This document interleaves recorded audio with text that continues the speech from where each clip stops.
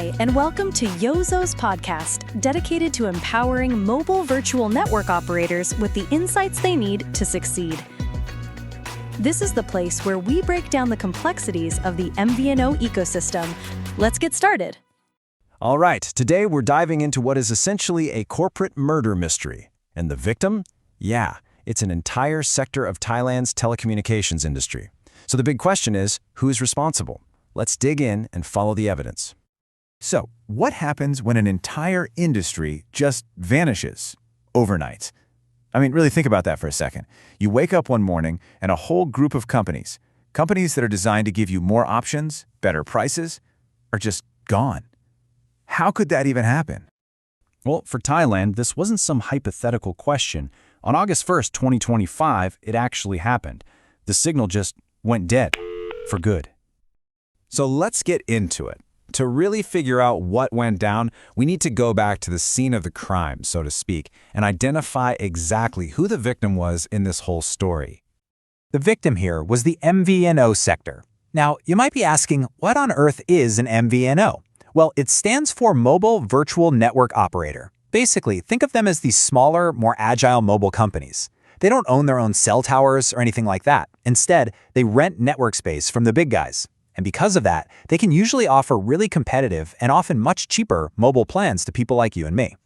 And on that one single day, August 1st, 2025, all 5 of Thailand's remaining MVNOs just stopped their services. We're talking i-Kool, Penguin SIM, Feels Telecom, Infinite SIM, and Redone.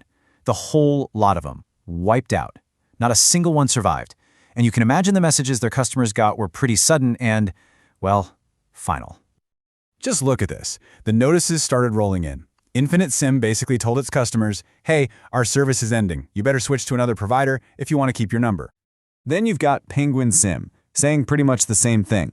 Their host network's license was expiring, so they had to shut down. You're starting to see a pattern here, right? And then i-Kool, which was one of the original MVNOs in Thailand, announced the exact same fate. Just like that, an entire industry was silenced.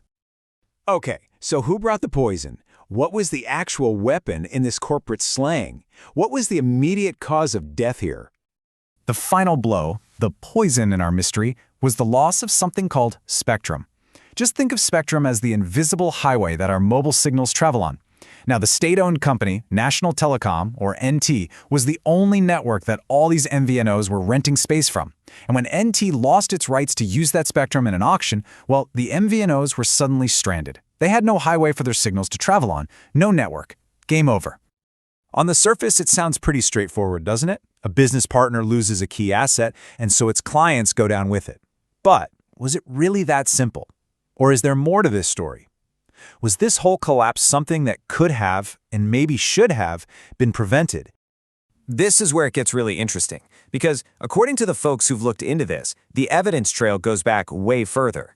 This wasn't just some sudden, unavoidable accident. No, they say it was the result of a decade of inaction.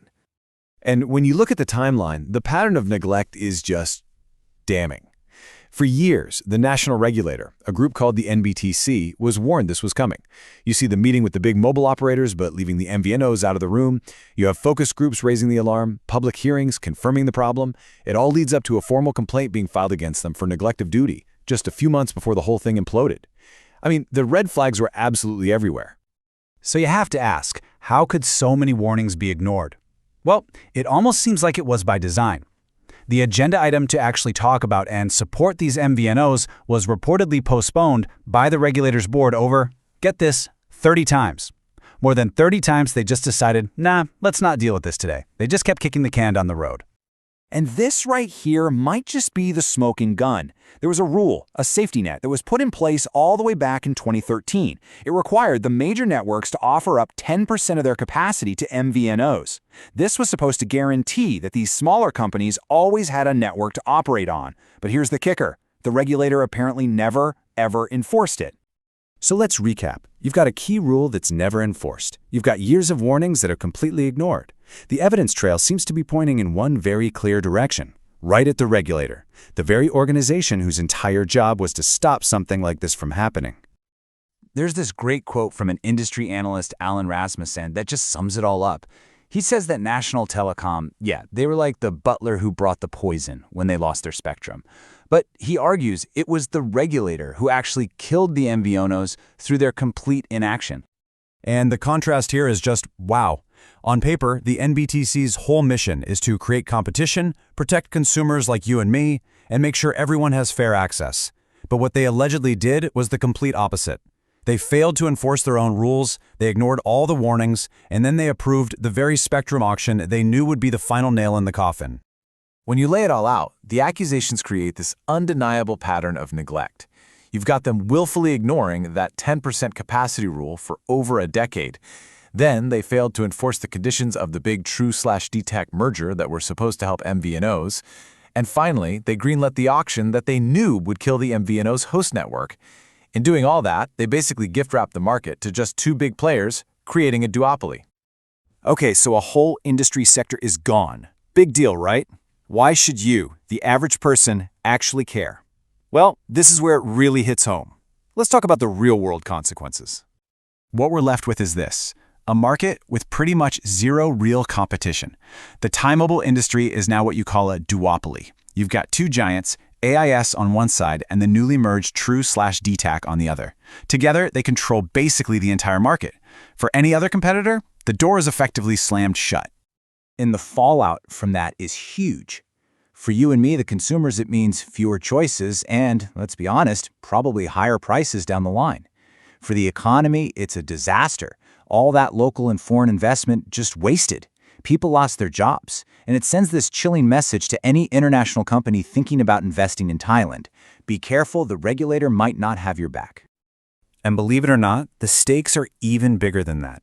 Right now, Thailand is trying to join the OECD. That's a big deal. It's like a global club for countries with high standards for things like good government and fair markets. And, as you can imagine, a massive regulatory failure like this one, well, it's a huge red flag that could seriously hurt their chances.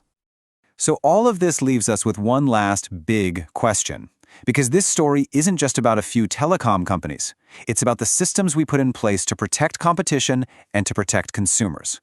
When the regulator, the person who's supposed to be the umpire in the game, fails to do their job, who really pays the price in the end?